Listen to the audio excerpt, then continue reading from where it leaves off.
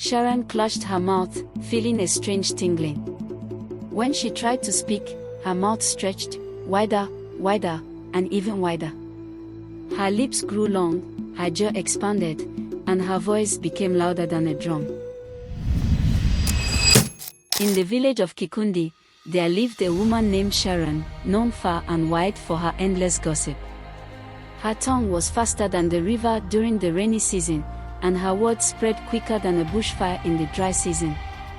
Every morning, she would sit under the big mango tree at the marketplace, pretending to sell groundnuts while listening to everyone's conversations.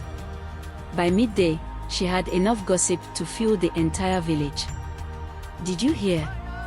Mama Jumo's son failed his exams again," she whispered to a group of women. "I saw Kofi sneaking into the widow's house at night," she told the fisherman. "The chief's daughter was caught stealing sugar at the shop," she declared loudly.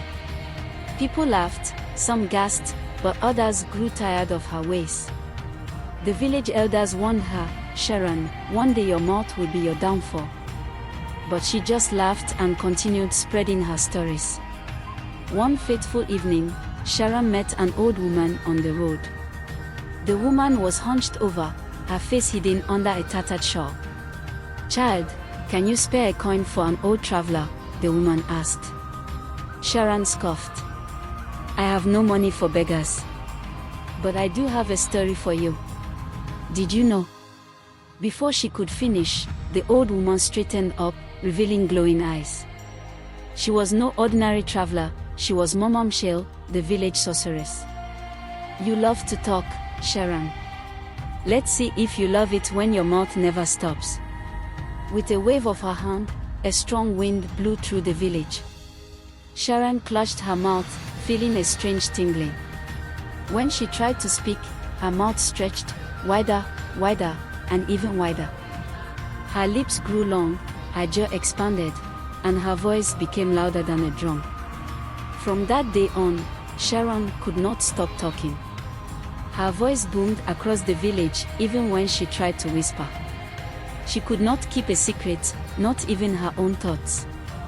When she tried to eat, her mouth was so big that food fell right out.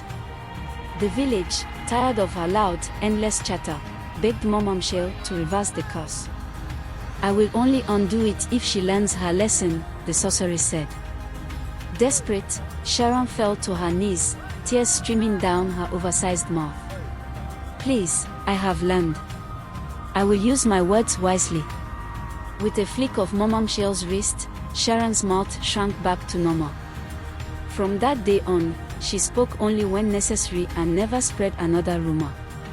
And so, the village of Kikundi learned that words have power, and sometimes, a big mouth is more of a curse than a blessing.